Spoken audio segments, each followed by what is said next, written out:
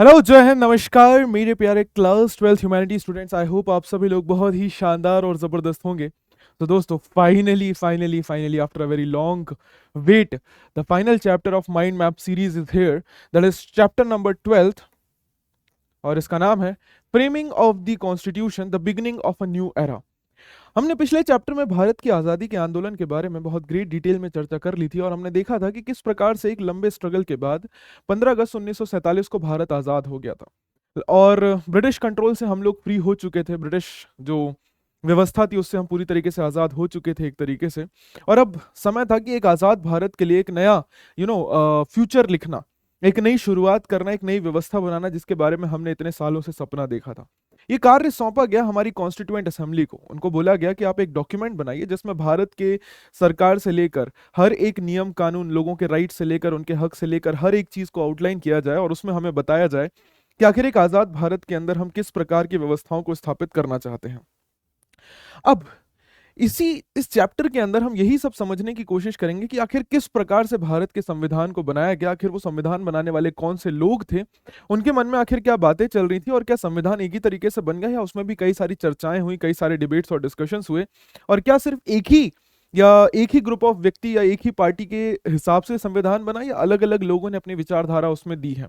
बहुत ही इंटरेस्टिंग और बहुत ही जबरदस्त चैप्टर। अब देखो, इंडियन कॉन्स्टिट्यूशन की जब हम बात करते हैं तो ये माना जाता है कि दुनिया का one of the lengthiest hand written constitution है, जो कि बहुत प्लॉजिबल है भी, बिकॉज इंडिया एक ऐसी कंट्री है जहां पर इतनी सारी डाइवर्सिटी है, इतने सारे रिलीजन है, इतनी सारी लैंग्वेजेस हैं, इतने सारे कल्चर हैं, इतने सारे विभिन्न प्रकार की संस्कृतियों को मानने वाले लोग हैं। तो ऑब्वियस सी बात है कि एक साधारण सा संविधान बना पाना आसान, भारत के लिए आसान नहीं था। हमें जरूरत थी एक ऐसे संविधान की जहां पर भारत की डाइवर्सिटी को पूरी तरीके से हम उसके अंदर एकोमोडेट कर सकें, इंक्लूड कर सकें। भारत के संविधान की बात करें तो भारत का संविधान लागू हुआ था 26 जनवरी 1950 को, जब हमने अपना पहला रिपब्लिक डे मनाया था। लेकिन इससे पहले से ही भारत के संविधान बनाने की जो व्यवस्था है वो शुरू हो गई थी, वो पूरा प्रोसेस जो है शुरू हो गया था। कॉन्स्टिट्यूएंट असेंबली को ये कार्यभार सौंपा गया था कि आप भारत का संविधान बनाइए। कॉन्स्टिट्यूएंट असेंबली का इलेक्शन भारत की आजादी से पहले ही हो गया था। 1945-46 के एंड में प्रोविंसेस, राज्यों के लिए इलेक्शन करवाए गए, और उन राज्यों में चुने गए मेंबर्स ने अल्टीमेटली चुनाव किया कॉन्स्टिट्यूएंट असेंबली के मेंबर्स का। सबसे पहली कॉन्स्टिट्यूएंट असेंबली की मीटिंग हुई थी 9 दिसंबर 1946 को।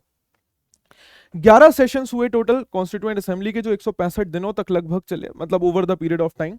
और ये पूरा टाइम पीरियड रहा 2 साल 11 महीने और 18 दिन का। 2 साल 11 महीने और 18 दिन के अथक प्रयासों के बाद फाइनली कॉन्स्टिट्यूशन हमारा कंप्लीट हुआ 26 नवंबर। हमारा संविधान कंप्लीट हुआ 26 नवंबर 1946 को, राइट। और इसीलिए हम उसको कई बार कॉन्स्टिट्यूशन डे की तरह भी सेलिब्रेट करते हैं। तो 26 नवंबर 1949 को हमारा संविधान पूरी तरीके से बनकर कंप्लीट हुआ। लेकिन हमने इसको अडॉप्ट नहीं किया, या उस टाइम पे हमने इसको लागू नहीं किया, इंप्लीमेंट नहीं किया। अडॉप्ट तो कर लिया था, इसीलिए हम इसको संविधान दिवस की तरह मनाते हैं, बट हमने इसको इंप्लीमेंट नहीं किया। रीजन बीइंग, हमने वेट किया 26 जनवरी का, क्योंकि हमने अपना पहला इंडिपेंडेंस डे 26 जनवरी 1930 को मनाया था। And in order to commemorate that day, हम लोगों ने वेट किया कि भाई नहीं, 26 जनवरी को ही हम अपना गणतंत्र दिवस मनाएंगे। लेकिन हमारा संविधान बनकर रेडी हो गया था 26 नवंबर 1949 को। अब भारत के संविधान की बात करें तो sir, it is one of the largest hand written constitution of the world. And Bharat के संविधान के ऊपर अब एक बहुत बड़ी जिम्मेदारी थी। पहली चीज, जो ये पार्टीशन हुआ था उसके बाद अलग अलग धर्म, जाति, कास्ट, भाषाओं के लोगों को यूनाइट करना। और दूसरी चीज, डेमोक्रेसी की जो हम बात करते आए थे इतने सालों में, जो हम लोकतंत्र, गणतंत्र की बात करते आए थे, उसको प्रॉपरली स्थापित करना हमारे अलग अलग इंस्टीट्यूशंस के थ्रू, हमारे अलग अलग ऑर्गेनाइजेशंस के थ्रू, और डेमोक्रेटिक इंस्टीट्यूशंस को प्रॉपरली स्टैब्लिश करना। और वो जो हम एक सपना देखकर आए थे कि नहीं, अब पावर जो होगी, सत्ता जो होगी, भारत के लोगों के हाथ में ही होगी, उस व्यवस्था को स्थापित करना। अब जब बात करें हम कि जिस टाइम पे संविधान बनने की प्रोसेस चल रही थी, उस टाइम की व्यवस्था कैसी थी, तो हमने ऑलरेडी देखा कि 15 अगस्त 1947 को जब भारत आजाद हुआ था, तो वो केवल आजाद नहीं हुआ था, बल्कि विभाजित भी हुआ था। हमें पता है कि भारत दो भागों में विभाजित हो गया था, भारत और पाकिस्तान। पाकिस्तान का फॉर्मेशन हुआ था, कितने सारे रिलीजियस दंगे हुए थे। सिर्फ इतना ही नहीं, इस टाइम पे हमारे सबके मन में कई सारी मेमोरीज भी फ्रेश थी। इस भारत की आज़ादी का आंदोलन जो थी, ये लंबी लड़ाई जो थी, वो भी हमारी मेमोरी में फ्रेश थी। 1942 का क्विट इंडिया मूवमेंट हो, या नेताजी सुभाष चंद्र बोस जी के एफर्ट्स हो, जहां पर उन्होंने इंटरनेशनल लेवल पर जाकर अंग्रेजों को हटाने की कोशिश की। 1946 की रॉयल नेवी की जो रेटिंग थी, मतलब जो ब्रिटिश नेवी थी, उसमें से जो रिवोल्ट हुए थे और फिर उनका आप कह सकते हैं एक तरीके से कोर्ट मार्शल हुआ था लाल परेड ग्राउंड में, लाल परेड मैदान में, मतलब रेड फोर्ट के मैदान में। वहां पर उनका जो कोर्ट मार्शल हुआ था वो भी लोगों की मेमोरी में बहुत ज्यादा फ्रेश थी। अगस्त 1946 की तो आपको पता ही है, डायरेक्ट एक्शन डे, उस दिन जो ग्रेट किलिंग्स हुई थी, और फिर पार्टीशन का जो ये पूरा वायलेंस था वो सिलसिला अभी भी चल रहा था। अब पार्टीशन के दौरान काफी सारे लोग मारे गए थे, आपको पता, हिंदू मुस्लिम सिख हो चाहे कोई भी हो। मुस्लिम मेजोरिटी एरिया में सिख और हिंदू मारे जा रहे थे, और हिंदू मेजोरिटी एरिया में मुस्लिम्स मारे जा रहे थे। लाखों लोगों को अपने घर छोड़कर बॉर्डर पार करना पड़ा, अपने घर का त्याग करना पड़ा। कई सारे लोग रेफ्यूजी बन गए और कई सारे लोगों को तो उनका घर भी नहीं मिला, और पार्टीशन के इसी आनन फानन में वो शायद खो गए, और कितने लोग मारे गए। और अब ये जो एक गैप बन चुका था हिंदू और मुसलमानों के बीच में, वो फिल कर पाना अपने आप में बड़ा मुश्किल था। एट द सेम टाइम हमारे सामने एक और मेजर चैलेंज था, और वो था प्रिंसली स्टेट्स का चैलेंज। बेसिकली जब ब्रिटिशर्स भारत में रूल कर रहे थे तो उस टाइम पे 1/3 ऑफ द टेरिटरी जो इंडिया की थी वो इंडियन महाराजा और प्रिंसेस के अंडर में थी। आज़ादी के बाद ब्रिटिशर्स ने उनको हक दे दिया कि आप जो करना चाहें, जैसा करना चाहें कर सकते हैं। अगर आप भारत में नहीं भी जाना चाहें तो आप आज़ाद भी रह सकते हैं। अब ऐसे में अगर मैं आपको एक संख्या बताऊं तो 565 प्रिंसली स्टेट थे जब भारत आजाद हुआ था। तो ऐसे में तो भारत के 565 टुकड़े हो जाते, बट अल्टीमेटली सरदार वल्लभ भाई पटेल जी के अथक प्रयासों के चलते पूरे भारत को यूनाइट किया गया, एंड किसी तरीके से भारत को एक स्ट्रॉन्ग यूनियन की तरह प्रेजेंट किया गया। अब बात करें इन्हीं सब सिचुएशन के बीच में फॉर्मेशन हुआ हमारी कॉन्स्टिट्यूएंट असेंबली का। तो हमारी कॉन्स्टिट्यूएंट असेंबली का इलेक्शन डायरेक्टली नहीं हुआ था, लोगों ने चुनाव किया, राज्यों के इलेक्शन करवाए गए, प्रोविंशियल इलेक्शन करवाए गए, उनके मिनिस्टर्स को चुना। अब उनके मेंबर्स ने कॉन्स्टिट्यूएंट असेंबली के मेंबर्स को चुना, तो मतलब कॉन्स्टिट्यूएंट असेंबली के मेंबर्स डायरेक्टली लोगों के द्वारा नहीं चुने गए थे। अब कॉन्स्टिट्यूएंट असेंबली की बात करें तो इसमें मेनली तीन प्रकार के मेंबर्स थे। पहले कांग्रेस के मेंबर, दूसरे मुस्लिम लीग के मेंबर, और तीसरे प्रिंसली स्टेट के मेंबर। लेकिन अगर ओवरऑल मैं बात करूं तो कॉन्स्टिट्यूएंट असेंबली के अंदर 82% जो मेंबर्स थे वो कांग्रेस के भी मेंबर्स थे। दैट मींस कॉन्स्टिट्यूएंट असेंबली को डेफिनेटली कांग्रेस ही डोमिनेट कर रही थी, एंड इनफैक्ट पार्टीशन के बाद मुस्लिम लीग कॉन्स्टिट्यूएंट असेंबली से हट चुकी थी, एंड कांग्रेस ही एक तरीके से मेंबर बची थी पूरे कॉन्स्टिट्यूएंट असेंबली की। तो क्या ये संविधान जो हम ऐसा बोल सकते हैं कि कांग्रेस ने हमें दिया, या कांग्रेस के माइंडसेट से बनाया गया संविधान है, या क्या इसमें केवल एक ही प्रकार की विचारधाराएं हमें देखने को मिलती हैं? नहीं, हमें समझना होगा कि कांग्रेस अपने आप में उस वक्त में एक अम्ब्रेला ऑर्गेनाइजेशन थी। वो कोई पॉलिटिकल पार्टी नहीं थी, बल्कि एक ऑर्गेनाइजेशन थी जहां पर अलग अलग विचारधाराओं के लोग हमें देखने को मिलते थे। कि कांग्रेस के अंदर ही एक तरफ हमें सोशलिस्ट लोग भी देखने को मिलते हैं, एक तरफ लैंडलॉर्ड को सपोर्ट करने वाले लोग हैं, एक तरफ इंडस्ट्रियलिस्ट को सपोर्ट करने वाले लोग हैं, एक तरफ वर्कर्स को सपोर्ट करने वाले लोग हैं, एक तरफ कम्युनल लोग हैं जो धर्म को पूरी तरीके से सपोर्ट कर रहे हैं, वहीं पे दूसरी तरफ सेक्युलर लोग हैं। एंड इन सभी लोगों ने काफी लंबे वक्त तक डिबेट्स किए, डिस्कशंस किए। इनफैक्ट आपको देखने को मिलेगा कि कांग्रेस के मेंबर होने के बाद भी उनके बीच में जबरदस्त बहस होती थी, जबरदस्त डिस्कशंस होते थे, डिबेट्स होते थे, सबके अपने अपनी विचारधाराएं थी, और उसी के बाद हर एक चीज को डिस्कस किया गया और इम्प्लीमेंट किया गया। इनफैक्ट सिर्फ इतना ही नहीं, सिर्फ मेंबर्स ही इस संविधान बनाने की प्रोसेस में इन्वॉल्व नहीं थे, इनफैक्ट पब्लिक को भी इसमें इन्वॉल्व किया जाता था। जो प्रोसीडिंग्स होती थी कई बार उसको लाइव कर दिया जाता था, न्यूज़पेपर में रिपोर्ट्स आती थी। इनफैक्ट जब भी कभी कोई नया काम करना होता था तो लोगों से उनके सजेशन मांगे जाते थे, या फिर लोगों को ओपनली बोला जाता था कि आप अपने सजेशन प्रोवाइड करिए कि आप अपने संविधान के अंदर क्या चाहते हैं। तो लोगों ने अब अलग अलग तरीकों से अपनी डिमांड्स रखी। कुछ रिलीजियस माइनॉरिटीज़ ने अपना बोला कि भाई हमें धर्म के आधार पर सेपरेट इलेक्टोरेट चाहिए, कुछ लैंग्वेज माइनॉरिटीज़ ने अपनी दिक्कतें रखी, डिप्रेस क्लासेस ने अपनी दिक्कतें रखी। तो जिनको जो भी था, पब्लिक ओपिनियन भी इसमें इंक्लूड किया गया, और उसके हिसाब से हमारी संविधान बनाने की प्रोसेस को कंप्लीट किया गया। अब डोमिनेंट वॉइसेस मतलब क्या हुआ कि यूं तो कांग्रेस के अंदर 300 के आसपास कुछ मेंबर्स थे, लेकिन इन 300 में से कुछ मेंबर्स थे जो सबसे ज्यादा इंपॉर्टेंट रोल प्ले कर रहे थे। उनमें से 6 इंपॉर्टेंट मेंबर्स थे कांग्रेस के। आई मीन 3 इंपॉर्टेंट मेंबर्स तो हो गए कांग्रेस के। सबसे पहले जवाहरलाल नेहरू जी, इन्होंने ऑब्जेक्टिव रेजोल्यूशन पास किया था, एंड यही वो रेजोल्यूशन था जिसने ये बताया कि भारत का संविधान कैसा बनना चाहिए, क्या क्या चीजें उसमें हमें करना है। At the same time Indian flag का रेजोल्यूशन जो था कि अब आजाद भारत का झंडा कैसा होगा, तो इन्होंने ही वो रेजोल्यूशन पास किया था कि वो झंडा जो है ट्राई कलर होगा, और 3 कलर्स होंगे उसमें, दैट इज सैफरन, व्हाइट और डार्क ग्रीन, और बीच में नेवी ब्लू कलर में एक व्हील होगा। दूसरे इंपॉर्टेंट मेंबर्स थे सरदार पटेल, जिन्होंने बिहाइंड द सीन काफी काम किया। उन्होंने रिपोर्ट्स को तैयार किया, और अपोजिट जो विचारधाराएं थी, अपोजिट जो मेंबर्स थे, उनको साथ में लेकर आए। एंड थर्ड सबसे important member Rajendra Prasad, he was the president of constituent assembly, और इनका मेन मोटिव क्या था कि असेंबली के अंदर पूरी तरीके से मीनिंगफुल तरीके से डिबेट्स चले, और संविधान बनाने की जो प्रोसेस है सीमलेस तरीके से चले, सबको बोलने का मौका मिले, सबके विचारों को प्रॉपर तवज्जो मिले। इसका ध्यान रखा राजेंद्र प्रसाद जी ने। उन्हीं के साथ साथ हमारे पास नेक्स्ट एक इंपॉर्टेंट मेंबर थे बी आर अम्बेडकर, भीमराव अम्बेडकर जी। ये चेयरमैन थे ड्राफ्टिंग कमेटी के। अब ड्राफ्टिंग कमेटी क्या, ये वो कमेटी थी जिसको काम की दिया गया कि संविधान को लिखें आप लोग। समझ रहे हो मेरी बात को, कि एक तो हो गया डिस्कशन, अब डिस्कशन करने के बाद संविधान को फ्रेम भी तो करना है कि कौन सा आर्टिकल, कैसा आर्टिकल, किस भाषा में लिखना है, जो भी चीजें कि चले हमारा भारत का आर्टिकल नंबर 1 है, India that is Bharat shall be a union of state. तो ये पूरा स्टेटमेंट रेडी करने का काम जो था ये ड्राफ्टिंग कमेटी का था, कि आप संविधान को ड्राफ्ट कीजिए, संविधान को रेडी कीजिए। B R Ambedkar he was a lawyer and an economist, और ये माना जाता है कि आज़ादी से पहले आपको पता ही है कि गांधी जी के बहुत ज़्यादा विरोध में थे, और कांग्रेस पार्टी का भी जमकर विरोध किया था, और डिप्रेस क्लास लोगों के लिए काफ़ी आवाज़ भी उठाई थी। लेकिन आज़ादी के बाद गांधी जी के कहने पर ही पहली जो यूनियन कैबिनेट बनाई गई थी आज़ाद भारत की, उसमें ये हमारे पहले लॉ मिनिस्टर थे इंडिपेंडेंट इंडिया के, और इनको father of the Indian constitution भी कहा जाता है। उसके अलावा दो और इंपॉर्टेंट लॉयर्स थे यहाँ पर हमारे साथ, के एम मुंशी जो गुजरात से थे, और अल्लादी कृष्ण स्वामी अय्यर, ये मेंबर्स थे ड्राफ्टिंग कमेटी के ही। उसी के साथ साथ दो और सिविल सर्वेंट्स थे जिन्होंने बहुत इंपॉर्टेंट रोल प्ले किया था इंडियन कॉन्स्टिट्यूशन के फॉर्मेशन में। पहले थे बी एन राव, जो कि कॉन्स्टिट्यूशनल एडवाइजर थे गवर्नमेंट ऑफ इंडिया के। इन्होंने अलग अलग देशों के पॉलिटिकल सिस्टम को पढ़ा, जो हम बोलते हैं ना कि भारत में कई सारे देशों के कॉन्स्टिट्यूशन से चीजें ली गई हैं, तो ही वॉज द पर्सन जिन्होंने अलग अलग देशों के कॉन्स्टिट्यूशंस को पढ़ा, वहां के सिस्टम को पढ़ा और उस पर रिपोर्ट तैयार की। एंड दूसरे थे S N Mukherjee, he is the chief draughtsman. Draughtsman का मतलब क्या है, नक्शानवीस। ये नक्शानवीस का मतलब क्या हुआ कि ये जो स्टेटमेंट मैंने आपको बताया ना कि India that is Bharat shall be a union of state, तो ये स्टेटमेंट्स लिखने का जो काम था, उसको लीगल भाषा में लिखने का जो काम था, ये काम किया था एस एन मुखर्जी साहब ने। अब आप देखेंगे कि ऐसा नहीं है कि कॉन्स्टिट्यूएंट असेंबली के अंदर जो कुछ हुआ वो वहीं पर होकर रह गया, नहीं। कॉन्स्टिट्यूएंट असेंबली की हर एक डिबेट और डिस्कशन को रिकॉर्ड किया गया है, और 11 वॉल्यूम्स के अंदर उनको रिकॉर्ड करके रखा गया है, राइट। और उसमें अलग अलग प्रकार के डिस्कशन की, language, political system, economic system, reservation की क्या व्यवस्था होगी, और इन डिबेट्स को अभी भी मेंटेन करके रखा गया है, ताकि फ्यूचर में कभी भी किसी को ये जानना हो कि आखिर एक पर्टिकुलर प्रोविजन इस कॉन्स्टिट्यूशन में क्यों डाला गया है, तो वो इन डिबेट्स को पढ़कर समझ सकें कि हमारे कॉन्स्टिट्यूशन मेकर्स के मन में क्या विचार चल रहे थे, और वो क्या सोचकर किसी एक पर्टिकुलर विचार के ऊपर चर्चा कर रहे थे।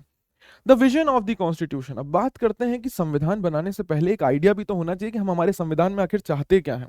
तो इस काम को आसान किया जवाहरलाल नेहरू जी ने, जब उन्होंने एक बहुत ही ऐतिहासिक रेजोल्यूशन पास किया, विच वॉज ऑब्जेक्टिव रेजोल्यूशन। 13 दिसंबर 1946 को, जस्ट 5 दिन बाद ही, जवाहरलाल नेहरू जी ने पास किया objective resolution. As the name suggest कि हमारा ऑब्जेक्टिव क्या है, हमारा पर्पस क्या है इस संविधान को बनाने का, और किन विचारधाराओं पर, किन आइडियल्स पर, किन आप कह सकते हैं मूलभूत आधारों पर हम अपने संविधान को बनाना चाहते हैं। आगे चलकर यही ऑब्जेक्टिव रेजोल्यूशन जो है हमारा प्रियम्बल बना, यही ऑब्जेक्टिव रेजोल्यूशन हमारा प्रियम्बल बना। और आपको पता है कि प्रियम्बल में मेन विचारधाराएं बताई गई हैं कि आखिर किन किन आइडियाज के चलते हम हमारे संविधान को रेडी करना चाहते हैं। ऑब्जेक्टिव रेजोल्यूशन ये बेसिकली बता रहा था कि भाई हम किन आइडियल्स पर संविधान बनाएंगे और कैसा संविधान हमें हमारे आजाद भारत के लिए चाहिए। उन्होंने बताया कि इंडिया इंडिपेंडेंट, सोवरेन और रिपब्लिक होगा, दैट इज आजाद, संप्रभुता होगी उसके पास, और गणतंत्र होगा। जस्टिस, इक्वालिटी और फ्रीडम दी जाएगी सिटीजन्स को, और माइनॉरिटीज, बैकवर्ड और ट्राइबल एरियाज के लोगों को, डिप्रेस्ड और अदर बैकवर्ड क्लासेस को प्रॉपर सेफगार्ड दिए जाएंगे, उनकी सुरक्षा की जाएगी। इस पूरे दौरान नेहरू जी ने जब ऑब्जेक्टिव रेजोल्यूशन की स्पीच दी, तो उन्होंने बताया कि कैसे ये संविधान बनाने का जो पूरा प्रोसेस है ये बहुत पहले से ही शुरू हो गया था। उन्होंने इतिहास में दूसरे देशों के संविधान बनाने की प्रक्रियाओं को वापस से याद किया। उन्होंने बताया कि कैसे फ्रेंच रेवोल्यूशन के टाइम पे फ्रांस ने अपना संविधान बनाया, अमेरिकन रेवोल्यूशन के टाइम पे उन्होंने अपने लोगों को राइट्स दिए, रशियन रेवोल्यूशन पे एक नई सोशलिस्ट सरकार बनाई गई। एंड इस तरीके से संविधान बनाने का प्रोसेस दूसरे देशों ने ऑलरेडी फॉलो किया हुआ है और वो चला आ रहा है, और इतिहास के अंदर वो एक नए बदलाव से जुड़ा हुआ है। तो आज भारत भी उसी ऐतिहासिक पल का हिस्सा बनने वाला है और एक नए बदलाव की ओर बढ़ना जा रहा है। लेकिन इन सब चीजों को मेंशन करते हुए उन्होंने क्या बताया कि भाई हम दूसरे देशों के संविधान को कॉपी नहीं करेंगे, we are not just going to copy. हम दूसरे देशों के कॉन्स्टिट्यूशन को देखकर एक ब्लूप्रिंट तैयार करेंगे कि आखिर संविधान होता कैसा है, क्योंकि भारत के लिए संविधान हम पहली बार बनाने जा रहे थे और हमारे पास आइडिया नहीं था कि हम एक संविधान कैसे बनाया जाता है, क्या क्या चीजें उसमें होनी चाहिए। तो हम दूसरे देशों के संविधान से सीखेंगे कि आखिर एक आइडियल संविधान क्या होना चाहिए। और दूसरी चीज कि हम उनको कॉपी नहीं कर रहे हैं, लेकिन उनके संविधान में अगर कोई अच्छी बातें हैं तो उससे सीखने में क्या बुराई है। हर देश ने अपने यहाँ पर अलग अलग प्रोविजंस को एक्सपेरिमेंट किया है, उससे सीखा है और उसको इंप्लीमेंट किया है। तो ये भारत के लिए तो बहुत खुशनसीबी की बात है कि उसके सामने ऐसे लाइव एग्जांपल्स हैं जिन्होंने ऑलरेडी एक्सपेरिमेंट किए हुए हैं अलग अलग चीजों को, लेकिन भारत उसको कॉपी नहीं करेगा। भारत सिर्फ उन आइडियल्स को उठाएगा, उन विचारधाराओं को उठाएगा और उसके आधार पर अपने एक्सपेरिमेंट्स और अपनी रिक्वायरमेंट्स के हिसाब से उसको भारत में इंप्लीमेंट करेगा कि भाई भारत में एक डेमोक्रेटिक सेटअप एस्टेब्लिश किया जाएगा और उसमें हम डिबेट्स और डिस्कशन करेंगे कि भारत में कैसी व्यवस्था लानी है। इनफैक्ट उन्होंने ये भी नहीं बताया कि भारत में कैसी डेमोक्रेसी होगी, कैसा लोकतंत्र होगा। वो सब हम चर्चा करेंगे, लोगों से पूछेंगे और over the period of time समझकर हम उसको भारत में इंप्लीमेंट करेंगे। तो मतलब क्या हुआ कि नेहरू जी ने ये बात एकदम साफ कर दी थी कि हम भारत के संविधान को लिख तो रहे हैं और दूसरे देशों से आइडियाज भी ले रहे हैं, लेकिन हम दूसरे देशों के संविधान को कॉपी नहीं कर रहे हैं। हम भारत का अपना खुद का संविधान बनाएंगे और भारत की जरूरतों के हिसाब से ही उसको माउल्ड करेंगे। The will of the people, लोगों की चाहत, है ना। अब होता क्या है कि जब संविधान बनने की प्रक्रिया शुरू होती है कॉन्स्टिट्यूएंट असेंबली के अंदर, तो एक कम्युनिस्ट मेंबर सोमनाथ लहिड़ी सवाल उठाते हैं कि देखिए हम ये संविधान तब बना रहे हैं जब भारत आज़ाद नहीं है, क्योंकि देखिए कॉन्स्टिट्यूएंट असेंबली ने मिलना शुरू किया था 9 दिसंबर 1946 से और भारत आज़ाद हुआ था 15 अगस्त 1947 में। तो लगभग एक साल का 8-9 महीने का टाइम पीरियड था जब भारत अंग्रेजों के अंडर में ही था और संविधान बनना शुरू हो गया था। तो सोमनाथ लहिड़ी जी ने कहा कि भाई देखो, भारत को पहले आजाद कराओ फिर संविधान बनाओ। हम ऐसे कॉन्स्टिट्यूएंट असेंबली के अंदर भारत के संविधान को बनाने की कोशिश कर रहे हैं जो अंग्रेजों ने ही बनवाई है और जो अभी भी अंग्रेजों के अंडर में है और अंग्रेजों के हिसाब से ही काम कर रही है। हमारे पास पूरी आजादी नहीं है, तो हम एक आजाद भारत का संविधान अंग्रेजों के अंडर में रहते हुए कैसे बना सकते हैं, क्योंकि ये संविधान जो भी बन रहा है इसमें कहीं ना कहीं अंग्रेजों का भी इंटरफेरेंस है, अंग्रेजों की भी चाहते हैं, राइट। कि हम ब्रिटिश प्लान के हिसाब से काम कर रहे हैं और ब्रिटिश जैसा चाहते हैं उस हिसाब से काम कर रहे हैं और ब्रिटिश का इन्फ्लुएंस है इस भारतीय संविधान के अंदर। तो हम पहले भारत को आजाद करने पे फोकस करें और तभी हम एक आजाद भारत का संविधान बना सकते हैं, क्योंकि अभी भी वाइस रॉय और गवर्नमेंट, ब्रिटिश गवर्नमेंट जो है वो इस संविधान को बनाने की पूरी प्रोसेस को ओवरसी कर रही है। ऑल्दो एक इंतरिम सरकार उन्होंने बना दी, इंतरिम का मतलब होता है प्रोविजनल गवर्नमेंट, लोकल गवर्नमेंट कुछ वक्त के लिए। इंतरिम सरकार बना दी गई है जिसके हेड जवाहरलाल नेहरू हैं, बट अभी भी वो सरकार इंडिपेंडेंट नहीं है, वो अभी भी है तो वाइसरॉय और गवर्नमेंट के अंडर में ही ना, ब्रिटिश गवर्नमेंट के अंडर में ही। तो हम कैसे एक आजाद भारत का संविधान ब्रिटिशर्स के अंडर में रहते हुए बना सकते हैं। तो जवाहरलाल नेहरू जी ने कहा कि देखिए भाई, माना हमने कि कॉन्स्टिट्यूएंट असेंबली जो है वो डायरेक्ट वोटिंग से नहीं बनी है और लोगों ने इसको डायरेक्टली नहीं चुना है, लेकिन हम अगर आज यहाँ बैठे हैं तो ये लोगों की ही चाहते हैं, लोगों की सत्ता है, लोगों की आप कह सकते हैं उम्मीदें हैं जिनको फुलफिल करने बैठे हैं। यहाँ हम ब्रिटेन के पॉइंट ऑफ व्यू से संविधान बनाने नहीं बैठे, हम अपने भारत के लोगों के लिए संविधान बनाने बैठे हैं जिन्हें हमसे बहुत उम्मीदें हैं। वो बोलते हैं कि भाई कोई भी सरकार, कोई भी सत्ता, कोई भी गवर्नमेंट जो है वो लोगों के बिना नहीं आ सकती है। अगर आप ये सोच रहे हैं कि आज हम इस असेंबली में बैठे हैं तो हम यूं ही आ गए, नहीं, ये भी हमारी लोगों की चाहते ही है ना। और चलिए ठीक है, सभी लोगों ने इसमें योगदान नहीं दिया, लेकिन हमें पता तो है ना कि हम एक आजाद भारत में क्या क्या चाहते थे। फिर वो इतिहास में पीछे लेकर जाते हैं संवैधानिक असेंबली के लोगों को, संवैधानिक मेंबर्स को, और बताते हैं कि कैसे भाई through out the Indian independence movement जो है वही हमारे लिए एक कह सकते हैं रोड मैप है, एक गाइडिंग लाइट है जिसके चलते हमें भारत का संविधान बनाना है, राइट। वो बताते हैं कि भाई कॉन्स्टिट्यूएंट असेंबली जो है उसे लोगों की रिक्वायरमेंट्स को फुलफिल करना है, हमें डेमोक्रेसी, इक्वालिटी और जस्टिस प्रोवाइड करना है। वो बोलते हैं कि जब 19वीं शताब्दी में हमारे सोशल रिफॉर्मर्स ने चाइल्ड मैरिज को अपोज किया या सती प्रथा का विरोध किया या उन्होंने विधवा विवाह के बारे में बात की, तो वो सोशल जस्टिस चाहते थे, तो हमें अपने संविधान में उसको रखना है ना। स्वामी विवेकानंद जी ने जब ये बोला कि भाई हमें अपने धर्म को और बेहतर करना है, उसमें सुधार करना है, तो वो रिलीजन को और सिंपल करना चाहते थे और इक्वल करना चाहते थे। ज्योतिबा फुले हो या सोशलिस्ट या कम्युनिस्ट हो, जब उन्होंने बैकवर्ड पीपल या वर्कर्स और किसानों के लिए आवाज उठाई तो डेफिनेटली वो चाहते थे कि सोशल और इकोनॉमिक जस्टिस प्रोवाइड किया जाए समाज के हर एक हिस्से को। इंडियन नेशनल मूवमेंट अपने आप में एक बहुत बड़ा आंदोलन रहा है, हमारे लिए एक सीख है कि जब हमने ब्रिटिशर्स के अगेंस्ट में लड़ाई लड़ी तो हमें पता था कि हमें एक ऐसी सरकार नहीं चाहिए जो अपने लोगों का एक्सप्लॉयटेशन करे, उनका हनन करे या उन लोगों का शोषण करे, और हमें डेमोक्रेसी, जस्टिस और इक्वालिटी स्टैब्लिश करनी है। तो हमारे पास ऑलरेडी बहुत सारे विचार हैं जिसके चलते हमें ये संविधान बनाना है। और आज अगर हम यहाँ पर बैठे हैं तो अपने लोगों की ही डिमांड्स को फुलफिल करने बैठे हैं, लोगों की रिक्वायरमेंट्स को ही फुलफिल करने बैठे हैं, और उन्हीं की फुलफिल करनी है हमें विशेष, उन्हीं के रिक्वायरमेंट्स, उन्हीं की डिमांड्स, और हमारे सामने सारे विचार हैं कि हमें संविधान कैसा बनाना है, राइट। जैसे वो बताते हैं कि भाई एक major throughout the time हम डिमांड करते रहे कि सबको रिप्रेजेंटेशन मिलना चाहिए, इंडियंस ही ये सरकार बनाए, इंडियंस ही रूल करें। जैसे 1909 की बात करें, 1919 या 1935 की, तो 1909 और 1935 में ऑल दो इंडियंस को रिप्रेजेंटेशन दिया गया था, सरकार में इंक्लूड किया गया था, बट फिर भी उन्होंने नियम कानून नहीं बनाए थे। तो अभी तक भारत में जो भी रूल्स एंड लॉज बने हैं वो सब ब्रिटिशर्स के अंडर में बने हैं, लेकिन ये कॉन्स्टिट्यूएंट असेंबली जो है इसको पूरी तरीके से इंडियंस ने चुना है और इसमें सारे इंडियन मेंबर्स हैं, एक भी ब्रिटिश मेंबर नहीं है। तो जी हाँ, मैं ये कह सकता हूं कि ये संविधान भारत के लोगों के द्वारा भारत के लोगों के लिए बनाया जा रहा है।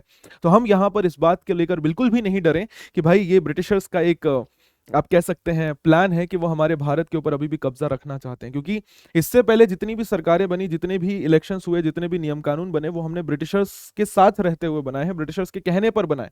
लेकिन पहली बार हम अपने भारत का संविधान अपने ही लोगों के बीच में बैठकर अपने ही लोगों के लिए बना रहे हैं, राइट। तो अब हमारे पास प्रॉपर वोटिंग राइट्स हैं, हम डायरेक्टली चुने गए हैं, और अब हम कोशिश करेंगे कि हर उस चीज को ध्यान में रखें जो ब्रिटिशर्स के अंडर में हम नहीं कर पाए थे। अब सबसे पहला सवाल यह आया कि संविधान के अंदर हमें लोगों को क्या क्या राइट्स देने हैं, है ना, क्या क्या अधिकार देने हैं। तो अधिकारों को लेकर कोई भी एक विचारधारा हमारे पास थी नहीं कि क्या अधिकार होने चाहिए, किन चीज़ों के ऊपर होने चाहिए। बस जवाहरलाल नेहरू जी ने एक ही बात कही कि भाई हमें लोगों की डिमांड्स को फुलफिल करना है, लोगों की चाहतों को पूरा करना है। सबसे पहला सवाल आया माइनॉरिटीज का कि भाई आखिर देश में जो माइनॉरिटीज हैं उनको क्या राइट्स दिए जाएंगे। तो फिर सवाल ये आया कि माइनॉरिटीज कौन है ना, अल्पसंख्यक कौन है। क्या वो रिलीजियस माइनॉरिटीज हैं, क्या वो इकोनॉमिक माइनॉरिटीज हैं, क्या वो धार्मिक माइनॉरिटीज हैं, या वो वुमेन हैं। सबसे पहले बात हुई सेपरेट इलेक्टोरेट्स की कि भाई जो मुस्लिम सब भारत में रह गए हैं उनको सेपरेट इलेक्टोरेट्स देने पड़ेंगे हमको। आपको याद होगा सेपरेट इलेक्टोरेट्स मतलब क्या होता है, ऐसी सीट जहां पर कैंडिडेट भी पर्टिकुलर रिलीजन का होगा, वोटर भी पर्टिकुलर रिलीजन के होंगे, दूसरे रिलीजन के वोटर्स उसमें वोट नहीं कर सकते। तो इसमें बी पोकर बहादुर 27 अगस्त 1947 को मद्रास के थे ये, इन्होंने कॉन्स्टिट्यूएंट असेंबली में बोला कि भाई हमें सेपरेट इलेक्टोरेट चाहिए। माइनॉरिटीज हर देश में होते हैं, लेकिन माइनॉरिटीज की आइडेंटिटी को बचाए रखने के लिए उनको प्रॉपर लीगल राइट्स चाहिए, उनको लेजिस्लेचर के अंदर सीट रिजर्व चाहिए, राइट। और अगर उनको रिप्रेजेंटेशन पॉलिटिकल सिस्टम में नहीं दिया गया तो उनकी पहचान खत्म हो जाएगी। और मुस्लिम्स की जरूरतों को केवल मुस्लिम्स ही समझ सकते हैं, जैसे कि हिंदू की जरूरतों को केवल हिंदू समझ सकते हैं। तो इसलिए सेपरेट इलेक्टोरेट्स बहुत ज्यादा रिक्वायर्ड है। लेकिन कई सारे नेशनलिस्ट ने इस चीज का विरोध किया, कई सारे राजनेताओं ने इसका विरोध किया, क्योंकि उनका यह मानना था कि सेपरेट इलेक्टोरेट्स कहीं ना कहीं एक बहुत ही हार्मफुल पॉलिसी है, राइट। आप देखेंगे आरवी धुलेकर साहब ने कहा कि भाई ये ब्रिटिशर्स का गेम था, ये जिस सेपरेट इलेक्टोरेट की आप बात कर रहे हैं ये ब्रिटिशर्स ने हमें दिया था, और ये वो उन्होंने एक गेम खेला था भारत के लोगों को ही डिवाइड करने के लिए और आप लोगों को साइडलाइन करने के लिए, माइनॉरिटीज को साइडलाइन करने के लिए, उनको नीचे रखने के लिए, उनके ऊपर कंट्रोल करने के लिए। तो ये सेपरेट इलेक्टोरेट अच्छी पॉलिसी नहीं है, राइट। सेपरेट इलेक्टोरेट्स के चलते ही तो पार्टीशन और इतना कम्युनल वायलेंस हुआ था। सरदार पटेल ने भी यही कहा कि सेपरेट इलेक्टोरेट एक जहर के समान है, ये एक ऐसा जहर है जो ब्रिटिशर्स ने हमारी इंडियन पॉलिटिकल बॉडी के अंदर छोड़ दिया है और अब वो हमें अंदर से ही खा रहा है। तो अगर आपको आज़ाद भारत में ये लड़ाई झगड़े दंगे फसाद नहीं चाहिए, आपको यूनिटी चाहिए, सुकून चाहिए, तो सेपरेट इलेक्टोरेट्स को छोड़ना पड़ेगा, क्योंकि इन्हीं सेपरेट इलेक्टोरेट से भारत पार्टीशन हो गया, भारत का विभाजन हो गया। गोविंद बल्लभ पंत ने भी यही बात बोली कि भाई देखिए सेपरेट इलेक्टोरेट्स ठीक है, माइनॉरिटीज की राइट्स आर गुड और माइनॉरिटीज को भी हक देने चाहिए, बट सेपरेट इलेक्टोरेट्स एक अच्छी पॉलिसी नहीं है, ये एक सुसाइडल डिमांड है। क्यों? क्योंकि ये पूरी तरीके से यू नो बैकवर्ड कम्युनिटीज को या रिलीजियस कम्युनिटीज को साइडलाइन कर देगी और उन्हें कभी भारत का हिस्सा बनने ही नहीं देगी। तो हमें जरूरत है एक स्ट्रांग नेशन को बनाने की जहां पर वो अपने आप को इस भारत का हिस्सा समझे। क्योंकि समझो ना, आप किसी को अलग तरीके से ट्रीट कर रहे हो तो उसे यही लगेगा ना कि हम तो अलग हैं, बट हमें तो उन्हें भारत का हिस्से की तरह ट्रीट करना है, उन्हें हमें भारत का हिस्सा बनाना है। इनफैक्ट उन्होंने ये भी कहा कि लोगों के अंदर ये एक सबसे खराब टेंडेंसी होती है कि वो खुद को as a community, as a religion देखते हैं, बट अब हमें खुद को एज अ कम्युनिटी, समुदाय का हिस्सा या एज अ धर्म का हिस्सा नहीं देखना है, अब हमें खुद को एक देश का हिस्सा देखना है। तभी हम एक स्ट्रॉन्ग यूनिफाइड देश बना पाएंगे और तभी हमारा भारत और ज्यादा मजबूत होगा। इनफैक्ट कई सारे मुस्लिम लीडर्स भी सेपरेट इलेक्टोरेट के अगेंस्ट में ही थे, जैसे बेगम एजाज रसूल। इन्होंने यही कहा कि सेपरेट इलेक्टोरेट्स जो हैं वो डिस्ट्रक्टिव हैं और ये सही नहीं है। इनफैक्ट आज़ादी के आंदोलन के खत्म होने के बाद, मतलब भारत की आज़ादी के बाद, ये बात क्लियर हो गई थी कि भाई सेपरेट इलेक्टोरेट सही नहीं है, क्योंकि इसी के कारण पार्टीशन हुआ है और आज इतना ब्लडशेड और वायलेंस हो रहा है। अब इसी में दूसरी डिमांड आई माइनॉरिटीज की तरफ से। पहली तो हो गई रिलीजियस माइनॉरिटी, दूसरी आई कि भाई minority should be on the basis of economy, अर्थव्यवस्था के आधार पर माइनॉरिटीज डिसाइड करने चाहिए। जो गरीब लोग हैं, जो डाउन ट्रोडन लोग हैं, गरीब किसान मजदूर हैं, उनको हक मिलने चाहिए, उनके लिए भी बात करनी चाहिए। उसके में लिए बात कर रहे थे एनजी रंगा, ये एक सोशलिस्ट थे और पीजेंट लीडर मूवमेंट थे। इन्होंने क्या कहा कि माइनॉरिटीज को हमें अर्थव्यवस्था के आधार पर निर्धारित करना चाहिए।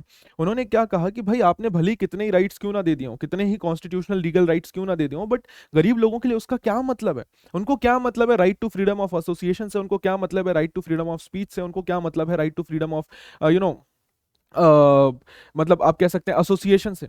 जब तक उनके पास खाने के लिए रोटी नहीं है, रहने के लिए मकान नहीं है, उनको इन सब लीगल राइट से कोई मतलब नहीं है, राइट। तो इन पुअर पीपल्स के लिए पहले हमें एक ऐसी व्यवस्था बनानी होगी जिससे कि वो ग्रो कर सकें और फिर इन लीगल राइट्स को समझ सकें। तो पहली जो उनकी रिक्वायरमेंट है वो है इकोनॉमिक रिक्वायरमेंट्स। उनको प्रॉप्स चाहिए, उनको लेडर्स चाहिए ताकि वो ऊपर बढ़ सकें और इन चीजों को समझने लायक बन सकें, राइट। क्योंकि अभी भी हमारे भारत में काफी बड़ा गैप है रिच और पुअर के बीच में। आगे चलकर सेम बात को कंटिन्यू करते हुए जयपाल सिंह ने कहा कि भाई माइनॉरिटीज में ही आते हैं ट्राइबल पीपल, आदिवासी लोग। ये बोलते हैं कि भाई हमें हजारों सालों से साइडलाइन कर दिया गया है। एक तो पहले हम यहाँ के ओरिजिनल लोग थे, हमें ही साइडलाइन कर दिया गया, आदिवासी लोगों को उनकी जमीनें छीन ली गई, उन्हें उनके जंगलों से निकाल दिया गया और अब उनको साइडलाइन कर दिया। अब उनको जंगली बोला जाता है, पुराना बोला जाता है, पिछड़ा हुआ बोला जाता है और समाज उनके साथ घुलने मिलने के लिए रेडी नहीं है, राइट। उनको उनकी जमीनों से ही हटा दिया गया, उनका शोषण किया गया एंड अब समाज उनको अपने साथ ले आने के लिए रेडी नहीं है। तो बहुत ज्यादा जरूरी हो जाता है कि ट्राइबल पीपल को भी समाज का हिस्सा बनने का मौका दिया जाए, उनको भी एजुकेशन और इकोनॉमिक रिसोर्सेज प्रोवाइड किए जाएं और इसके लिए उनको रिजर्वेशन दिए जाने चाहिए गवर्नमेंट जॉब्स के अंदर, एजुकेशनल इंस्टीट्यूशंस के अंदर। तो हमने क्या देखा कि माइनॉरिटीज डिफाइन हो रही है रिलीजियस टर्म्स पे, इकोनॉमिक टर्म्स पे और सोशल टर्म्स पे, और सोशल टर्म्स पे भी ट्राइबल और डिप्रेस्ड क्लास। अब डिप्रेस्ड कास्ट की बात करें जिसमें शेड्यूल्ड कास्ट आते हैं, डिप्रेस्ड कास्ट या लोअर कास्ट ग्रुप का बहुत जबरदस्त तरीके से रिप्रेजेंटेशन किया बी आर अम्बेडकर जी ने। आप जानते ही हैं कि आज़ादी के पहले से ही इन्होंने बहुत काम किया था डिप्रेस क्लास पीपल के लिए और इन्होंने डिप्रेस क्लास एसोसिएशन भी बनाया था और गांधी जी से इनके काफ़ी ज़्यादा मतभेद भी थे। इन्होंने क्या बोला कि भाई हमें डिप्रेस क्लासेस के लिए सेपरेट इलेक्टोरेट्स चाहिए, लेकिन फाइनली वो रिजर्व्ड इलेक्टोरेट्स में कन्वर्ट हो गए थे। गांधी जी ने इस चीज़ का विरोध भी किया था। आजादी के बाद यही बात हुई कि भाई अनटचेबिलिटी, दूसरे लीडर्स ने भी ये देखा कि भाई अनटचेबिलिटी एक सोशल ऑर्डर के अंदर एक बहुत बड़ा प्रॉब्लम है और सोशल ये जो लोअर कास्ट ग्रुप है उनके साथ सोशल सेक्लूजन हुआ है, उनको इतने सालों से साइडलाइन किया गया है, उनको हर तरीके से तोड़ दिया गया है। तो अब उनके ग्रो करने के लिए बहुत जरूरी है कि उनके लिए स्पेशल कंडीशंस बनाई जाए। जे नागप्पा जो मद्रास से थे उनको यही बोला गया कि हम बहुत सालों से सफर कर रहे हैं और अब हम सफर करने के लिए रेडी नहीं है, we will not suffer any more. वो ये बोलते हैं कि ठीक है, मैं ये नहीं कह रहा हूँ कि डिप्रेस क्लास जो है वो नंबर में अल्पसंख्यक है, भारत की 20 से 25% पॉपुलेशन जो है डिप्रेस क्लास है, लेकिन दिक्कत ये है कि उनको सोशली साइडलाइन कर दिया गया, सोशली मार्जिनलाइज कर दिया गया, उनको एजुकेशन नहीं दी गई, एडमिनिस्ट्रेटिव व्यवस्था में हिस्सा नहीं दिया गया, इकोनॉमी के अंदर कोई व्यवस्था नहीं दी गई और इसी कारण से वो इतना पिछड़ गए कि आज वो आगे नहीं बढ़ पा रहे। उनको हजारों सालों से साइडलाइन किया गया है। केजे खांडेकर उन्होंने यही बात कही कि भाई किस प्रकार से डिप्रेस क्लासेस के लेबर को इस्तेमाल किया गया, उनसे सारे काम करवाए गए, लेकिन उनको कभी सोसाइटी का हिस्सा ही नहीं माना गया। तो बहुत ज्यादा जरूरी हो जाता है कि उनके लिए भी प्रॉपर व्यवस्थाएं बनाई जाएं। अब इनिशियली डिमांड्स तो सेपरेट इलेक्टोरेट्स की हो रही थी, लेकिन पार्टीशन के बाद लीडर्स को समझ आ गया कि सेपरेट इलेक्टोरेट सही नहीं है। तो कॉन्स्टिट्यूएंट असेंबली ने कुछ नियम कानून बनाए जहां पर क्या बोला गया कि अनटचेबिलिटी को अबॉलिश किया जाएगा, रिजर्वेशन ऑफ सीट्स दी जाएगी, उनको टेम्पल्स में एंट्री दी जाएगी और हर तरीके से कोशिश की जाएगी कि उनको मेन स्ट्रीम सोसाइटी का हिस्सा बनाया जाए। बट अगेन अल्टीमेटली सभी लीडर्स ने इस चीज पर अग्री किया कि चूंकि ये एक सामाजिक व्यवस्था है तो केवल ऑन पेपर नियम कानूनों को बदलने से ही बदलाव नहीं आएगा, लोगों की मानसिकता में भी हमें बदलाव करना पड़ेगा। यहीं पर कुछ और भी मेंबर्स थे जैसे हंसा मेहता जो बॉम्बे से थी, उन्होंने महिलाओं की राइट्स के लिए बात की कि भाई महिलाओं को भी इक्वल राइट्स देने चाहिए, ऑल्दो वो माइनॉरिटी नहीं है लेकिन उनकी भी हालत खराब है और उनको भी इक्वल राइट्स, इक्वल एजुकेशनल व्यवस्थाएं देनी चाहिए ताकि उनका भी ग्रोथ हो सके और वो भी मेन स्ट्रीम सोसाइटी का हिस्सा बन सके। नेक्स्ट आती है, अब नेक्स्ट सवाल आया पावर ऑफ द स्टेट के बारे में कि भाई किस हिस्से को कितनी पावर दी जाएगी। आपको पता है इंडिया एक फेडरल कंट्री था जहां पे 2 लेवल ऑफ गवर्नमेंट होंगी, initially central government, state government. चर्चा यही होनी शुरू हुई कि ज्यादा पावरफुल कौन सी होगी, सेंट्रल गवर्नमेंट या स्टेट गवर्नमेंट। जवाहरलाल नेहरू सबसे पहले व्यक्ति थे जिन्होंने क्या कहा कि हमें एक स्ट्रॉन्ग सेंट्रल गवर्नमेंट चाहिए। ऑलरेडी पार्टीशन में हम इतने दंगे फसाद देख चुके हैं, लड़ाई झगड़े देख चुके हैं और ये सब दंगे फसाद और लड़ाई झगड़े इतने बड़े स्तर पर इसलिए हुए क्योंकि हमारे पास कोई स्ट्रॉन्ग गवर्नमेंट नहीं थी। ब्रिटेन ने कभी भी, ब्रिटिश सरकार ने कभी भी कोशिश ही नहीं की इनको रोकने की। अगर भारत की अपनी खुद की स्ट्रॉन्ग गवर्नमेंट होती तो शायद इतने दंगे फसाद नहीं होते। तो हमें एक स्ट्रॉन्ग सेंट्रल गवर्नमेंट चाहिए ताकि हम शांति स्थापित कर सकें भारत के अंदर, पूरे देश के लिए जो इंपॉर्टेंट मैटर्स हैं, जो कॉमन मैटर्स हैं, उन पर नियम कानून ले सकें और इंटरनेशनल लेवल पर भारत को रिप्रेजेंट कर सकें। अब इस चीज के चलते संविधान के ड्राफ्ट के अंदर हमें देखने को मिलता है इनिशियली 3 लिस्ट बनाई गई, union list, state list, concurrent list. Union list के अंदर वो मैटर्स रखे गए जो सिर्फ जिसके ऊपर सेंट्रल गवर्नमेंट नियम कानून बनाएगी। स्टेट लिस्ट के अंदर वो मैटर रखे गए जिसके ऊपर सिर्फ स्टेट गवर्नमेंट नियम कानून बनाएगी, और कॉन्करेंट लिस्ट के अंदर कॉमन मैटर्स रखे गए जिसपे स्टेट और यूनियन दोनों नियम कानून बनाएगी। लेकिन अगर इनके बीच में कभी डिफरेंस हुआ तो यूनियन गवर्नमेंट जो नियम कानून बनाएगी उसी को माना जाएगा। इनफैक्ट और भी कई सारे जो नियम कानून थे वो सेंट्रल गवर्नमेंट के अंडर में ही रखे गए। इनडायरेक्टली सेंट्रल गवर्नमेंट को कंपैरेटिवली ज्यादा स्ट्रांग बनाया गया। सारी इंपॉर्टेंट इंडस्ट्रीज और इंफ्रास्ट्रक्चर सेंट्रल गवर्नमेंट के अंडर में रखा गया। और आर्टिकल 356 आर्टिकल 356 हमारे संविधान के अंदर रखा गया कि अगर कोई भी स्टेट गवर्नमेंट की सरकार अच्छे से काम नहीं कर रही है तो प्रेसिडेंट वहां पर रूल लागू कर सकता है उसकी सरकार को हटाकर, जो कि एक बहुत ही स्ट्रांग पावर दे दी गई थी सेंट्रल गवर्नमेंट को। अब इनफैक्ट आप देखेंगे फिस्कल फेडरलिज्म के बारे में, टैक्स व्यवस्था के बारे में भी, तो टैक्सेशन की व्यवस्था भी कुछ इसी प्रकार से की गई। कस्टम ड्यूटीज और कंपनी टैक्स सेंट्रल गवर्नमेंट को दिया गया, इनकम टैक्स और एक्साइज ड्यूटी यूनियन और स्टेट के बीच में शेयर किया गया, और स्टेट को estate duty, land and property tax, sales tax और लिकर टैक्स दिया गया। लेकिन फिर भी स्टेट के पास जो टैक्स की सोर्सेस थे वो बहुत कम थे। तो कुछ मेंबर्स ने कहा कि भाई अगर आप ये सोच रहे हैं कि सेंटर को इतना ओवर पावर करके उनके ऊपर इतना बर्डन देकर सब सही रहेगा तो आप गलत सोच रहे हैं। राज्य विद्रोह कर देंगे और सेंटर बिखर जाएगा। के संथानम ये मद्रास के एक मेंबर्स थे और उन्होंने कहा कि भाई राज्यों को और पावर देनी चाहिए। राइट, आप सारी पावर अगर सेंटर को दे देंगे और आप ये सोचेंगे कि सेंटर मजबूत हो जाएगा तो आप गलत सोच रहे हैं, और इससे सेंटर पर बहुत भार पड़ जाएगा, सेंट्रल गवर्नमेंट पर बहुत भार पड़ जाएगा। इनफैक्ट स्टेट्स के पास आपने कोई भी रेवेन्यू सिस्टम नहीं छोड़ा हुआ है, कोई भी पैसा नहीं छोड़ा हुआ है, तो अपने लोगों के लिए वेलफेयर एक्टिविटीज कैसे करेंगे, वो डेवलपमेंट कैसे करेंगे? उन्हें भाग भाग कर हर चीज के लिए अगर सेंटर के पास आना पड़ेगा तो वो अपने लोगों को कैसे जरूरतें प्रोवाइड कर पाएंगे, कैसे उनकी जरूरतें फुलफिल कर पाएंगे? इसके चलते स्टेट गरीब हो जाएंगे और अल्टीमेटली एक टाइम आएगा जब सारे स्टेट विद्रोह कर देंगे। राइट, स्टेट अपने लोगों का वेलफेयर कभी कर ही नहीं पाएगा। और अगर आपको सेंटर को ही स्ट्रांग बनाना है तो इस फेडरल व्यवस्था को खत्म कर देते हैं, यूनिटरी गवर्नमेंट बना देते हैं ना, जहां पे सिर्फ सेंट्रल गवर्नमेंट और स्टेट गवर्नमेंट को हटा ही देते हैं फिर। राइट, और वो बोलते हैं कि अगर यही व्यवस्था रही तो प्रोविंसेस ये जो हैं एक दिन आकर विद्रोह कर देंगे सेंटर के अगेंस्ट में। क्यों? क्योंकि वो अपने लोगों का वेलफेयर नहीं कर पाएंगे, और ये पॉलिसी बहुत खराब है। इनफैक्ट उड़ीसा के एक मेंबर ने यही बोला कि भाई सेंटर जो है वो टूट जाएगा और ये सरकार नष्ट हो जाएगी अगर आप सेंटर को इतनी पावर देंगे। What we want is strong government. वहीं पर दूसरे मेंबर्स थे जो ये बोल रहे थे कि नहीं, हमें स्ट्रॉन्ग सेंट्रल गवर्नमेंट चाहिए। जैसे अंबेडकर, वो यही बोल रहे थे कि हमें एक स्ट्रॉन्ग सेंट्रल गवर्नमेंट चाहिए। 1935 में जो हमने सेंट्रल गवर्नमेंट बनाई थी उससे और ज्यादा स्ट्रॉन्ग, ताकि वो इन कम्युनल वायलेंस और इन दंगे फसादों को रोक सके। गोपाल स्वामी अयंगर ने भी यही कहा कि सेंटर को जितना स्ट्रांग हो सके बनाना चाहिए ताकि वो हमारे पूरे देश के लिए नियम कानून बना सके।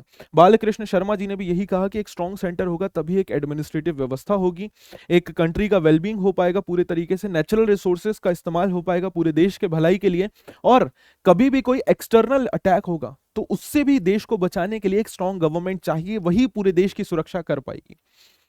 अब नेक्स्ट इंपॉर्टेंट सवाल आया लैंग्वेज ऑफ द नेशन को लेकर कि भारत की, आजाद भारत की भाषा क्या होनी चाहिए। 1930 में कांग्रेस ने एक्सेप्ट किया कि हिंदुस्तानी एक नेशनल लैंग्वेज होनी चाहिए। 1930 से कांग्रेस ने एक्सेप्ट किया कि Hindustani should be a national language. अभी गांधी जी ने भी इस भाषा का जमकर प्रमोशन किया था। गांधी जी का ये मानना था कि हमें पूरे देश के लिए एक ऐसी भाषा चाहिए जिसको सब जान सकें, समझ सकें। और गांधी जी मानते थे कि हिंदुस्तानी उसमें से एक परफेक्ट भाषा है क्योंकि वो हिंदी और उर्दू का ब्लेंड है। वो एक मल्टी कल्चरल लैंग्वेज थी और ये हिंदू, मुस्लिम और नॉर्थ साउथ को यूनाइट करने में बहुत हेल्प करेगी, क्योंकि भारत में आपको पता है कितनी विभिन्न प्रकार की भाषाएं बोली जाती हैं, कितनी अलग अलग प्रकार की भाषाएं बोली जाती हैं, एंड ऐसे में कोई एक भाषा होना मुश्किल है। तो हमें एक ऐसी भाषा चाहिए जो सभी भाषाओं का मिक्स है, जिससे कि हर एक ग्रुप, हर एक व्यक्ति उस भाषा को एक्सेप्ट कर सके, उसको अपना सके। लेकिन 19th सेंचुरी की स्टार्टिंग से हमें देखने को मिलता है कि जब कम्युनल दंगे फसाद होने शुरू हो गए, राइट, 20th सेंचुरी के स्टार्टिंग से हमें देखने को मिलता है कि जब दंगे फसाद होने शुरू हुए, कम्युनल वायलेंस होने शुरू हुए, तो धीरे धीरे करके भाषाओं के बीच में गैप आने लगे। हिंदू मुस्लिम डिवाइड के चलते भाषाएं भी बट गई। हिंदूज की भाषा हिंदी बन गई, मुस्लिम्स की भाषा उर्दू बन गई। हिंदी भाषा को और ज्यादा संस्कृताइज किया जाने लगा, उर्दू भाषा को और ज्यादा पर्शियनाइज किया जाने लगा, और हिंदुस्तानी अपने आप में टूट कर बिखर गई दो अलग अलग भाषाओं में। हिंदी से पर्शियन शब्द निकाल कर फेंक दिए गए और उर्दू से संस्कृत शब्द हटा दिए गए, और कुल मिला के अब ये भाषा एक धर्म से जुड़ चुकी थी। तो अब यह असंभव हो चुका था कि लोगों को कोई एक कॉमन भाषा दी जाए। तो जब संविधान बनने की बारी आई तब तक तो आपको पता ही है कि कितने ज्यादा दंगे फसाद हो चुके थे। तो सबसे पहली डिमांड रखी गई कि भाई हिंदी को भारत की नेशनल लैंग्वेज बनाई जाए, मातृभाषा बनाई जाए, और इसको स्ट्रॉन्ग तरीके से प्रेजेंट किया था आर.वी. धुलेकर साहब ने। ये यूनाइटेड प्रोविंसेस के एक मेंबर थे, और इन्होंने क्या कहा कि Hindi should be the national language of India. और जब उनको ये बोला गया कि सभी मेंबर्स को हिंदी नहीं आती, तो उन्होंने क्या बोला कि जिन मेंबर्स को हिंदी नहीं आती है वो संविधान नहीं बनाने चाहिए, वो इस असेंबली के अंदर नहीं होने चाहिए, उनको निकाल दो। एंड इनफैक्ट संविधान भी हिंदी भाषा में ही बनना चाहिए। काफी लंबी चौड़ी लड़ाई झगड़ा चला। 1949 में फाइनली लैंग्वेज कमेटी जो थी कॉन्स्टिट्यूएंट असेंबली की, उसने अपनी रिपोर्ट प्रेजेंट की और एक कॉम्प्रोमाइज प्लान लेकर आए, जहां पर उन्होंने क्या कहा कि हिंदी देवनागरी भाषा में भारत की पहली ऑफिशियल लैंग्वेज होगी। ऑफिशियल लैंग्वेज का मतलब कि जो भी ऑफिसर्स का काम होगा वो हिंदी भाषा में होगा। लेकिन 15 सालों के लिए, पहले 15 सालों के लिए इंग्लिश भी एक ऑफिशियल लैंग्वेज होगी, क्योंकि साउथ इंडिया में हिंदी को एक्सेप्ट नहीं किया जा रहा था। और प्रोविंसेस को, राज्यों को भी ये हक दिया गया कि आप अपने राज्य में ऑफिशियल वर्क को करने के लिए अपनी खुद की एक रीजनल लैंग्वेज चुन सकते हैं और उसी में आप अपना काम करेंगे। ऑल्दो इंग्लिश को सिर्फ केवल पहले 15 सालों के लिए नेशनल लैंग्वेज बनाया गया था और ये डिसाइड किया गया कि हिंदी का हम प्रचार प्रसार करेंगे और बाद में हिंदी को नेशनल लैंग्वेज बनाएंगे, बट वो ऐसा कभी हो ही नहीं पाया। क्यों? क्योंकि साउथ इंडिया के अंदर हिंदी का बहुत जमकर विरोध हुआ। धुलेकर साहब ने दोबारा से 1949 में जब ये रिपोर्ट आई तो उन्होंने फिर से यही बात दोहराई कि भाई मैं इस चीज़ से बहुत नाखुश हूँ और इस पॉलिसी से भी नाखुश हूँ। मैं चाहता हूँ कि हिंदी को ऑफिशियल नहीं, नेशनल लैंग्वेज बनाया जाए, राइट। जिसके चलते डिबेट्स बहुत ज़्यादा बढ़ गए कॉन्स्टिट्यूएंट असेंबली के अंदर। द फियर ऑफ डोमिनेशन, अब जो साउथ इंडियन लीडर्स थे उन्होंने ये डिमांड रखनी शुरू की कि भाई हमें ये पॉलिसी सही नहीं लग रही है और बेसिकली हम एक आज़ाद भारत बनाना चाहते हैं जहाँ पर सभी लोगों को उनके हक दिए जाएं, उनको उनकी भाषा बोलने दी जाए, उनको उनके राइट्स दिए जाएं। लेकिन अगर आप उनके ऊपर हिंदी को इम्पोज करेंगे तो मुझे लगता है ये गलत है। इसी में एक मेंबर्स थी श्रीमती जी दुर्गाबाई, ये मद्रास से थी और उन्होंने बताया कि साउथ इंडिया में हिंदी का बहुत ज़बरदस्त अपोजिशन हो रहा है, लोग हिंदी को एक्सेप्ट करने के लिए रेडी नहीं है, क्योंकि उनका मानना है कि ये हमारा कल्चर नहीं है, हमारा कल्चर अलग है और हिंदी भाषा को हम एक्सेप्ट नहीं करेंगे। और लोग इसका जमकर विरोध कर रहे हैं। लेकिन फिर भी गांधी जी के कहने पर जी दुर्गाबाई देशमुख और दूसरे कांग्रेस मेंबर्स ने साउथ इंडिया में हिंदी की क्लासेस लगवाई, हिंदी के स्कूल चालू किए, हिंदी का प्रचार प्रसार किया, लेकिन उसका कोई फल नहीं निकला। एंड उनको बहुत दिक्कत थी, उनको बहुत चिंता थी इस बात से कि सर आप जिस हिंदुस्तानी को प्रमोट करने की बात कर रहे हैं या हिंदी को प्रमोट करने की बोल रहे हैं, अब वो सर एक अलग भाषा बन चुकी है और अब वो भाषा नहीं रही जिसके बारे में हमने पहले बात की थी। इनफैक्ट श्री शंकर राव देव जो बॉम्बे से थे उन्होंने भी यही बोला कि हिंदुस्तानी भाषा ठीक है बट लोगों के ऊपर थोपनी नहीं चाहिए। और टी ए रामलिंगम चेट्टियार जो मद्रास से थे, इन्होंने भी यही बात बोली कि भाई हिंदी इसको अग्रेसिवली पुश नहीं करना है, क्योंकि हम एक आज़ाद देश के अंदर रह रहे हैं, यूनाइटेड देश के अंदर रह रहे हैं और इसके अंदर हम लोगों से बात करके लोगों की रिक्वायरमेंट्स के हिसाब से काम करेंगे, ना कि उनके ऊपर कुछ थोप कर। तो लोगों के ऊपर कुछ भी थोपा नहीं जाना चाहिए। अब इंडियन कॉन्स्टिट्यूशन के बारे में बात करें तो आपको पता ही चल गया कि भाई भारत का संविधान जो है ऐसा नहीं है कि किसी एक मेंबर ने बनाया। ये पूरी डिबेट सुनकर आपको पता चला होगा कि भाई ऑल्दो कांग्रेस मेंबर मेजोरिटी में थे बट फिर भी जमकर डिबेट्स, डिस्कशंस, बहस होती थी और फिर ही कोई नियम कानून लिया गया, बनाया गया। लेकिन कुछ एग्रीमेंट्स भी थे जब भारतीय संविधान बन रहा था। ऐसा नहीं कि हर चीज डिसएग्रीमेंट ही थी, कुछ एग्रीमेंट्स भी थे। जैसे पहली चीज, हम हर एक व्यक्ति को राइट टू वोट देंगे, हर अडल्ट सिटीजन को राइट टू वोट दिया जाएगा। हम इससे पहले अगर आजाद हुए देशों को देखें, चाहे वो ब्रिटेन हो, चाहे यूएस हो, चाहे फ्रांस हो, किसी ने भी अपने हर व्यक्ति को वोटिंग राइट्स नहीं दी थी। या तो प्रॉपर्टी के आधार पर वोट दिया जाता था, या तो क्लास के आधार पर, या तो एजुकेशनल सिस्टम के आधार पर। इनफैक्ट कई सारे देशों ने तो महिलाओं को वोटिंग राइट्स नहीं दिए थे। बट भारत ये चीज लेकर एकदम क्लियर था कि हमारे भारत के अंदर सभी लोगों को इक्वल वोटिंग राइट्स दिए जाएंगे, इक्वली। दूसरी चीज, सेक्युलरिज्म के बाद ऊपर बात की गई कि भारत एक धर्मनिरपेक्ष राष्ट्र होगा। यहाँ पर धर्म, देश का कोई धर्म नहीं होगा, हर धर्म के लोग यहाँ पर रह सकते हैं और हर धर्म को इक्वल राइट्स दिए जाएंगे। इसीलिए आप देखेंगे हमारे संविधान के अंदर ऐसे आर्टिकल्स भी रखे गए। Freedom of religion article 25 to 28, cultural and educational rights of minorities article 29-30। उसके अलावा freedom, right to freedom of equality या राइट टू इक्वालिटी की बात करें तो आर्टिकल 14, 16 और 17 में यही बात की गई है कि कैसे सभी लोगों को इक्वली ट्रीट किया जाएगा। एबॉलिशन ऑफ अनटचेबिलिटी की बात की गई, सभी धर्मों को इक्वली ट्रीट किया जाएगा, राज्य धर्मों के अंदर कोई भी इंटरफेरेंस नहीं करेगा। इनफैक्ट जहां कहीं पर भी हो सकेगा राज्य धर्मों को बढ़ावा देगा, हर धर्म के ऊपर वेलफेयर के लिए काम करेगा। लेकिन एट द सेम टाइम ये व्यवस्था भी बनाई गई कि भाई अगर धर्म के अंदर कुछ भी बुरा हो रहा है तो राज्य के पास ये पावर है कि उसको खत्म कर सके। जैसे आपको पता है कि ट्रिपल तलाक हो गया या फिर अनटचेबिलिटी हो गया या सती प्रथा जैसे कुरीतियां हो गई, तो इनको खत्म करने के लिए, ऑल्दो सती प्रथा तो पहले ही खत्म हो गया था, लेकिन बाकी कुरीतियों को खत्म करने के लिए गवर्नमेंट ने इंटरफेयर किया और रिलीजन के अंदर बदलाव भी किए। तो हमारा भारत का संविधान एक ऐसा संविधान है जो बहुत ही डिबेट्स, डिस्कशंस के बाद बना है। और अगेन आपको पता है कि हमारा भारत का संविधान रिजिड और फ्लेक्सिबल दोनों है एट द सेम टाइम, क्योंकि भारत के संविधान की कुछ कोर वैल्यूज हैं जिनको बदला नहीं जा सकता, but at the same time अगर जरूरतें पड़ी तो हम प्रोविजंस को बदल सकते हैं। ये हमारा टेलीग्राम ग्रुप है, इसको ज्वाइन कर लीजिएगा, नोट्स आपको यहाँ पर ही मिल जाएंगे। So that's all from here दोस्तों। बाकी कोई भी दिक्कत, समस्या, परेशानी या फीडबैक है, comment section is all yours. So thank you very much for watching the lecture. Till then take care, bye bye, जय हिंद, जय भारत, मुस्कुराते रहिए एंड याद रखिएगा हमारा मोटो, जब तक तोड़ेंगे नहीं तब तक छोड़ेंगे नहीं। Thank you very much people, take care, bye bye, keep smiling.